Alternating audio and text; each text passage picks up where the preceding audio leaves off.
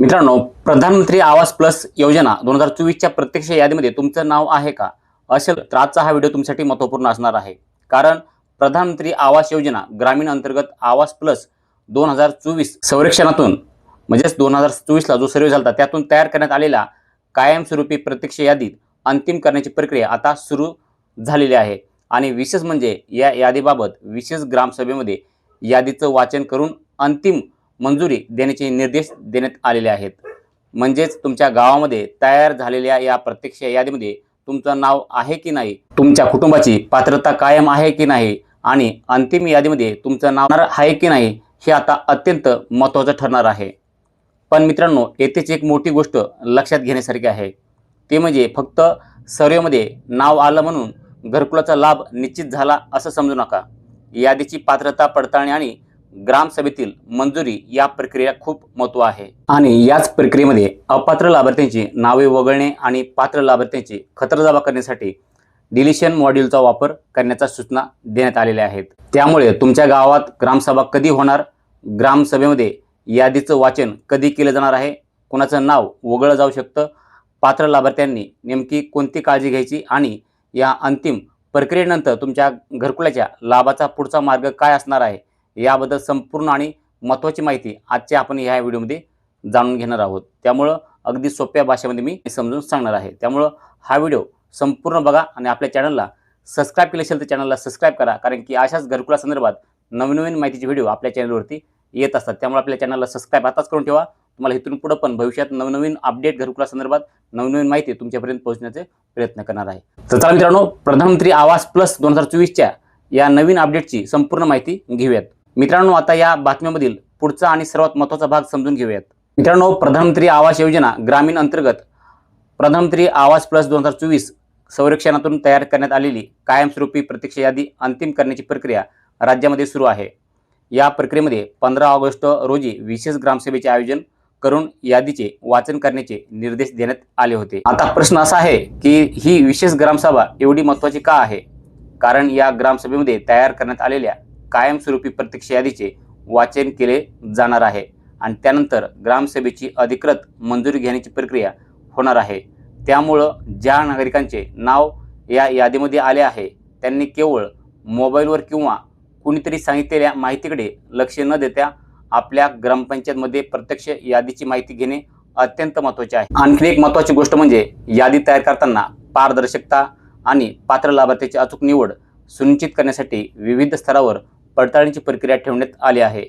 म्हणजे एखाद्या व्यक्तीचे नाव सर्वेक्षणामध्ये आले असेल तरी त्यांची पात्रता तपासली जाऊ शकते. अपात्र लाभार्थ्यांची नावे वगळण्यासाठी आणि पात्र लाभार्थ्यांची जमा करण्यासाठी डिलिशन मॉड्यूलचा वापर केला जाणार आहे.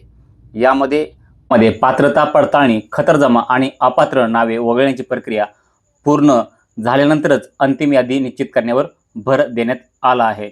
म्हणूनच मित्रांनो, तुमचं नाव यादीमध्ये म्हणजेच लगेच अंतिम मंजुरी मिळाली असं समजू नका.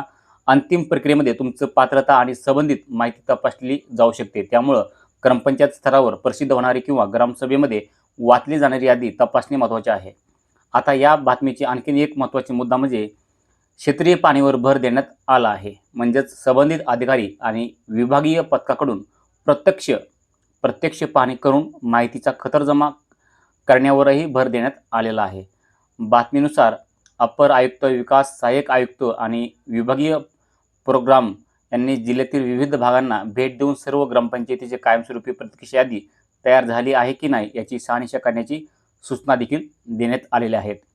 याचा थेट अर्थ असा की यादी तयार करण्याची प्रक्रिया व्यवस्थित झाली आहे का, संबंधित ग्रामपंचायतीमध्ये आवश्यक प्रक्रिया पूर्ण झाली आहे का याची पाहणी वरिष्ठ स्तरावरून केली जाणार आहे. आणि यामुळं आणखीन एक महत्त्वाची गोष्ट स्पष्ट होते. यादी तयार करताना कोणतीही पात्र ग्रामपंचायत किंवा पात्र लाभार्थी विनाकारण वंचित राहू नये याची दक्षता घेतली जाणार आहे. त्यामुळे जर तुम्ही आवास प्लस 2024च्या सर्वेक्षणामध्ये सहभागी झाला असाल आणि तुमचं नाव प्रत्यक्ष यादीमध्ये येण्याची अपेक्षा असेल तर पुढील काही दिवसामध्ये आपल्या ग्रामपंचायत स्तरावरील माहितीवर लक्ष ठेवणे महत्त्वाचे आहे. आता बातमीमधील ग्रामसभेत यादीचे वाचन बंधनकारक हा मुद्दा समजून घेऊयात. आता 15 ऑगस्ट रोजी होणाऱ्या विशेष ग्रामसभेत तयार करण्यात आलेल्या कायमस्वरूपी प्रत्यक्ष यादीचे वाचन करून ग्रामसभेची अधिकृत मंजुरी घेणे बंधनकारक करण्यात आले आहे। यामुळे आवास प्लस या ही माहिती जाणून घेण्यासाठी आपल्या ग्रामपंचायतीमध्ये चौकशी करा आणि उपलब्ध अधिकृत यादी तपासा। आणि एक महत्त्वाची सूचना, सोशल मीडियावर किंवा व्हॉट्सॲपवर एखादी यादी मिळाली म्हणून ती अंतिम सरकारी यादी आहे असे लगेच समजू नका। ग्रामपंचायत संबंधित विभाग किंवा अधिकृत प्रशासकीय माहितीतून खात्री करून घेणे जास्त सुरक्षित आहे। कारण या प्रक्रियेमध्ये पात्रता पडताळणी, खातरजमा आणि अपात्र नावे वगळण्याची प्रक्रिया देखील आहे। त्यामुळे जर तुमचं नाव या यादीमध्ये आलेलं असेल तर ही बातमी तुमच्यासाठी नक्कीच महत्त्वाची आहे। आता पण पुढील अधिकृत प्रक्रिया पूर्ण होईपर्यंत आवश्यक माहितीची खातरजमा करत राहा। तर मित्रांनो, आवास प्लस 2024च्या प्रत्यक्ष यादीला ग्रामसभेची अंतिम मंजुरी देण्याच्या प्रक्रियेबद्दलची ही महत्त्वाची माहिती होती। तुमच्या गावात ही ग्रामसभा झाली आहे का आणि तुमचं नाव आवास प्लस 2024च्या यादीमध्ये आहे का हे कमेंटमध्ये नक्की सांगा। आणि तुमच्या गावातील ज्या नागरिकांना प्रधानमंत्री आवास योजनेअंतर्गत घरकुलची प्रतीक्षा आहे त्यांच्यापर्यंत ही माहिती पोहोचण्यासाठी हा व्हिडिओ त्यांना नक्की शेअर करा। नक्कीच ही महत्त्वपूर्ण अपडेट तुम्हाला कशी वाटली, तुम्हाला थोडी पण माहिती आवडली असेल तर व्हिडिओला लाईक करा आणि असेच नवनवीन घरकुलचे नवनवीन अपडेट पाहण्यासाठी आपल्या चॅनलला सबस्क्राईब करून ठेवा आणि ही महत्त्वपूर्ण अपडेट तुमच्या इतर मित्रांनाही शेअर करा। नक्कीच मित्रांनो, भेटूयात पुढच्या व्हिडिओमध्ये अशाच नवीन माहितीसह। तुमच्या मनामध्ये जर काही प्रश्न असतील तर नक्कीच कमेंटमध्ये सांगा, त्या कमेंटची रिप्लाय पण तुम्हाला भेटून जाणार आहे। मित्रांनो, भेटूयात पुढच्या व्हिडिओमध्ये, तोपर्यंत जय हिंद, जय महाराष्ट्र।